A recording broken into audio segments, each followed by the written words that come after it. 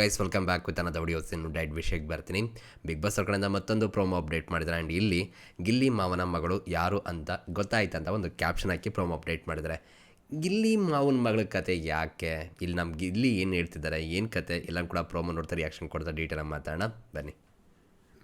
ಇನ್ನೊಬ್ಬ ಮಾವನ ಮಗಳದ್ದು ಹೇಳ, ಇನ್ನೊಬ್ಳು ಬಿಗ್ ಬಾಸ್ ಬತ್ತು ನನಗೆ ಆಫರು, ಏನೋ ಇಲ್ಲಿಗಾರ ಹೋಗುವ, ಡಿಪ್ರೆಷನ್ಗೆ ಹೋಗ್ಬಿಟ್ಟಿದ್ದೀನಿ ಅಂದ್ಬಿಟ್ಟು ಬಿಗ್ ಬಾಸ್ಗೆ ಬಂದೆ. ಸ್ಟೇಜ್ ಮೇಲೆ ಸುದೀಪಣ್ಣ, ನೀವು ಜಂಟಿಯಾಗಿ ಹೋಗ್ಬೇಕಾಗುತ್ತೆ. ಸರಿ ಬಿಡಪ್ಪ ಆಯ್ತು. ಹಿಂಗ್ ಓಪನ್ ಆಯ್ತಾ ಇದೆ, ಹಿಂಗ ಇದು ನೋಡು ನೀನು ಎಲ್ಲೋ ನೋಡೋಣ ಆ ಹುಡುಗಿನೇ. ನಾನ್ ಶಾಕ್ ಆಗ್ಬಿಟ್ಟೆ.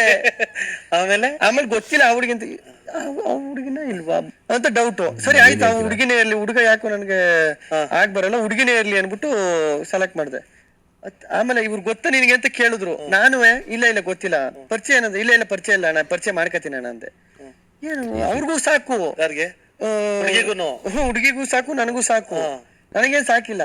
ನಂಗೂ ಎಲ್ಲೋ ಡೌಟ್, ಎಲ್ಲೋ ನೋಡೋನಿಲ್ಲ ಅಂತ ಹತ್ರ ಬಂದು 10 ಮೀಟರ್ ಇದ್ದಾಗ ಗೊತ್ತಾಗಿದ್ದು ನನಗೆ, ಓ ಆ ಹುಡುಗಿನೇ ಇದು ಅಂತ. ಏನ್ ಗುರು, ನಾನ್ ಹಣೆ ಬರ ಇದು ಸುತ್ತಿ ಬಳಸಿ ನನ್ನ ಹತ್ರಕ್ಕೆ ಬರ್ತದೆ ಹುಡುಗಿ. ಆಮೇಲೆ ಜಂಟಿ ಮಾಡಿ ಕಳ್ಸೋದ.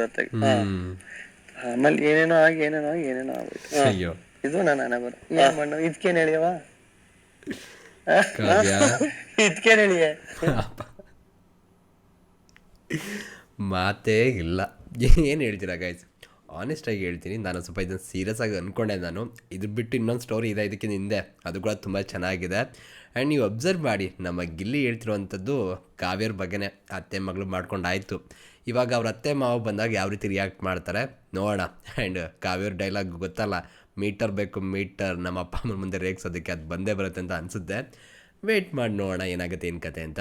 ಜೊತೆಗೆ ಇಲ್ಲಿ ರಜತ್ ಕೂಡ ಸಪೋರ್ಟ್ ಮಾಡ್ತಿರುವಂಥ ರೀತಿ ಆ್ಯಂಡ್ ಗಿಲ್ಲಿ ಕತೆ ಕಟ್ತಿರುವಂಥ ರೀತಿ ಮಸ್ತ್ ಇದೆ ಅಂತಲೇ ಹೇಳ್ಬೋದು. ಫನ್ನಾಗಿ ಹೋಗ್ತಾ ಇದೆ. ಆ್ಯಂಡ್ ಇವಾಗ ಇದೆಲ್ಲ ಆದಮೇಲೆ ಕಾವೇರಿ ಯಾವ ಥರ ರಿಯಾಕ್ಷನ್ ಕೊಡ್ತಾರೆ ಅಂತ ಕಾದು ನೋಡಬೇಕು. ಹೇಳ್ತಾನೆ ಬರ್ತಿದ್ದಾರೆ ಗಿಲ್ಲಿ, ರೇಗಿಸ್ಬೇಡ ಅಂತ.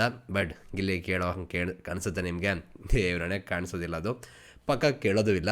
ಬಟ್ ಏನಪ್ಪ ಅಂದರೆ ತಮಾಷೆ ತರಲೆ ಅಷ್ಟೇ, ತುಂಬ ಸೀರಿಯಸ್ ಆಗಿ ಏನೂ ಇಲ್ಲ.